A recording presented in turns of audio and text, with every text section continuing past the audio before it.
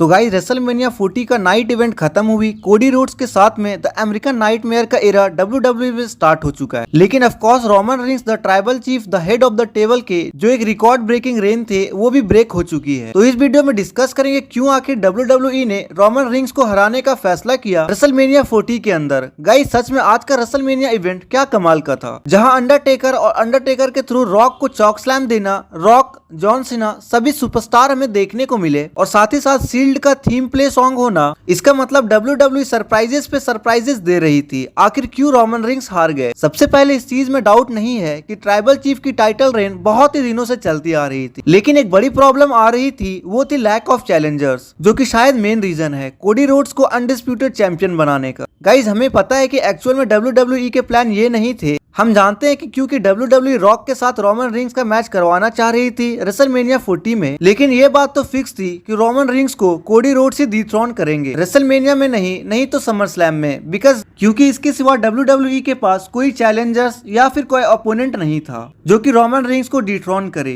WWE इस चीज को अच्छे से समझ रही थी, तो ये मेन रीजन हो सकती है क्योंकि उस लेवल का ओपोनेंट WWE के पास नहीं है जो कि रोमन रिंग्स को डिथ्रोन कर सके। और अगर सेकंड रीजन की बात करें तो वो है finish the story. Guys finish the story वाला टैग पूरे सर्कुलेट होना, जिस तरीके से वी वांट कोडी ट्रेंड चला और पिछले एक साल से फिनिश द स्टोरी वाला टैगलाइन चलते आ रही थी, और साथ ही साथ कई मीम्स बने जो कि अनफॉर्चुनेटली कोडी रोड्स को विनर की हाइप को इंक्रीज कर रही थी। तो ये चीजें बता रही थी कि WWE के प्लान्स कोडी रोड्स की तरफ जा रही है, इसलिए WWE ने फिनिश द स्टोरी को कंप्लीट करवा दिया। जैसा कि हम देख पा रहे थे कि नाइट 1 में मैच हारने के बाद कोडी रोड्स के कैरेक्टर में काफी चेंजेस दिख रहे थे, और साथ ही साथ रॉक ने ये भी कहा था कि कल के मैचेस में काफी कुछ अनएक्सपेक्टेड देखने को मिलेगा, जो कि WWE ने भरपूर इंटरटेनमेंट फैन को दिया। गाइस अगला रीजन ये हो सकता है जिसकी वजह से WWE ने डिसाइड किया कि रोमन रिंग से ये टाइटल अब ले ली जाए, क्योंकि ट्राइबल चीफ वाली गिमिक WWE के अंदर एंड होने वाली है। हार्ड ट्रूथ है, लेकिन ये ट्रूथ है। आई नो सुन के ये बुरा लग रहा होगा, लेकिन क्योंकि रोमन रिंग्स बिना टाइटल के उनका रुतबा, विलन वाले एटीट्यूड या कैरेक्टर चीजें हमें देखने को अब नहीं मिल पाएगा। लेकिन रोमन रिंग्स के टाइटल जाने का रीजन ये भी है कि अब वो बेबी फेस या फिर कोई नया कैरेक्टर वाले रोमन रिंग्स हमें देखने को मिल पाए। अभी जो ट्राइबल चीफ कैरेक्टर है ये शायद हमें WWE में अब ना दिखे, बिकॉज पॉल हेमन ने ये भी कहा था कि विदाउट टाइटल ट्राइबल चीफ है ही नहीं या एग्जिस्ट नहीं करता, और अब वो टाइटल जा चुकी है। तो शायद WWE के ऑलरेडी कुछ प्लान थे जिसकी वजह से WWE रोमन रिंग्स को फेस टर्न करवाना चाह रही थी, और इसके लिए उन्हें टाइटल लेनी पड़ती। इसलिए WWE ने ये डिसीजन लिया कि क्यों ना रोमन रिंग्स की ये टाइटल रेन को खत्म कर दी जाए, और अब शायद जो हमें WWE के अंदर रोमन रिंग्स दिखाई देंगे वो धीरे धीरे बेबी फेस टर्न रेसलर में कन्वर्ट होते हुए नजर आएंगे। लास्ट रीजन ये भी हो सकता है कि ट्रिपल एच एक न्यू एरा स्टार्ट करना चाह रहे हैं, क्योंकि अब वो ट्राइबल चीफ हार चुके हैं, बट अब कोडी रोड्स का एरा की शुरुआत हो चुकी है,